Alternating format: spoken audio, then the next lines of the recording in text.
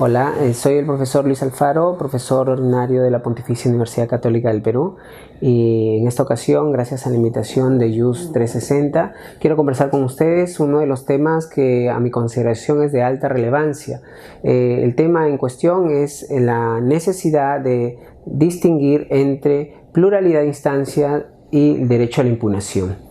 Es un tema importante, decía, porque en el lenguaje jurídico, sobre todo en la literatura procesal, uno puede encontrar mención a ambas categorías, ¿no? Ambos derechos fundamentales utilizadas de manera sinónimas, como si fuesen lo mismo en realidad. O algunas veces también uno lo encuentra la mención como si la impugnación o el derecho a la impugnación estaría contenido dentro de la pluralidad de instancias, ¿no? Entonces, en el lenguaje jurídico, jurisprudencial, teórico, ¿no? En la doctrina, hay en algunas ocasiones esta confusión. Por tanto, creo que es necesario hacer esta distinción, ¿no? Entonces, comencemos. Este es el estado de las cosas que podemos apreciar, pero en rigor, pluralidad de instancia, como todos conocemos, es un derecho fundamental de tipo procesal reconocido expresamente en la Constitución, pero que supone que el Estado tenga el deber de crear al menos dos instancias, ¿no?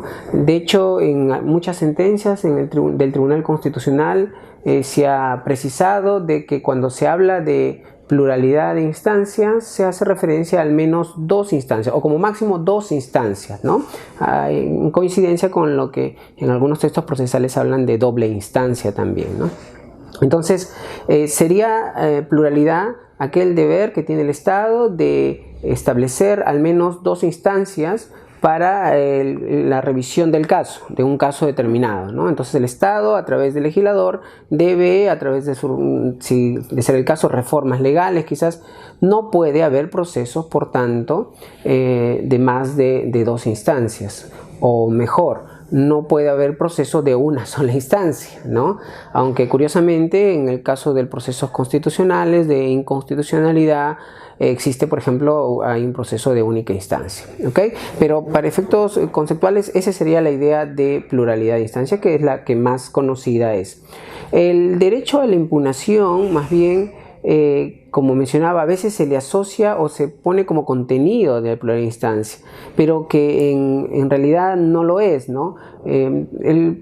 Impugnación supone, cuanto menos, la posibilidad de que el ciudadano, el justiciable, estando en el proceso, se le permita la revisión de una decisión judicial, ¿sí? Entonces, cuando hablamos de impugnación, estamos haciendo referencia, en este sentido, a que se trata de un derecho que el ciudadano, el justiciable, se le permita la revisión de una decisión judicial, o que toda decisión judicial sea sometida a una revisión, ¿no? Indistintamente si esto es en la misma instancia o que se abra otra instancia, o que incluso sea el mismo juez, el mismo juzgador, quien pueda revisar su decisión judicial.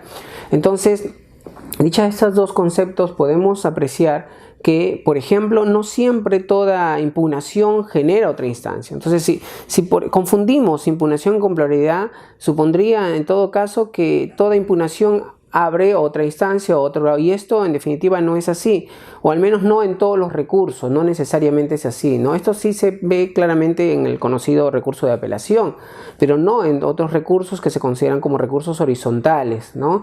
Por ejemplo, el recurso de reposición, que es en el mismo grado, incluso el mismo juez, ¿no? Aquí esta distinción es muy importante, ¿no? Porque, por ejemplo, también se puede mencionar en el proyecto de reforma del Código Procesal Civil, se pretende incorporar el llamado recurso de reconsideración, ¿no? que asumiría lo que es ahora como reposición, pero que en buena cuenta que es el mismo juez, se le está dando la oportunidad legal, ¿no? A partir de este proyecto de reforma, que sea el mismo juez quien revise las decisiones. Entonces, impugnación no necesariamente conlleva pluralidad de instancias. Esta distinción es fundamental. Ahora, Pero también en esta búsqueda por distinguir impugnación y pluralidad es importante mencionar que pese que no es muy tratado con la rigurosidad del caso, cuando se habla de impugnación en realidad estamos frente a un derecho fundamental procesal. Y esto no solamente porque hay sendas sentencias del Tribunal Constitucional que así lo reconocen expresamente, sino sobre todo porque está asociado o está relacionado con el debido proceso o el justo proceso también como se conoce. ¿Por qué? Veamos, la idea de la impugnación como derecho fundamental supone que las decisiones judiciales no sean simplemente un momento final del proceso en donde se resuelva a partir de criterios o sistemas o modelos no racionales, ¿no? Subjetivistas, discrecionales, intimistas de repente de la decisión, sino que más bien la idea de un derecho a la impugnación está asociada con una concepción racional de la decisión judicial, o mejor, una concepción racional de la motivación de la decisión judicial, sobre todo la motivación sobre los hechos, ¿no? Entonces, esto significa que el derecho a la impugnación en relación a esta concepción racional de la prueba, pero también de la decisión judicial, beneficia a que la decisión, contribuye mejor a que la decisión judicial se aproxime a una decisión judicial con características de justa, ¿no? O correcta, mejor, ¿no? Entonces, ¿por qué? Porque él permite que el ciudadano, el justiciable, realice un control intersubjetivo de estas decisiones judiciales. Dicho en otros términos, si asociamos este propósito de la prueba, pero también del proceso, en relación a la impugnación, significaría de que el derecho a la impugnación maximiza las posibilidades de una decisión certera, ¿no? De una decisión que se aproxime a la búsqueda de la verdad, ¿no? Por el contrario, también lo que genera este reconocimiento a la impugnación es que minimiza los riesgos de error. Claro, mientras más se abre la posibilidad de revisión de una decisión judicial, entonces lo que hace es reducir las posibilidades de error de una decisión judicial. ¿Okay?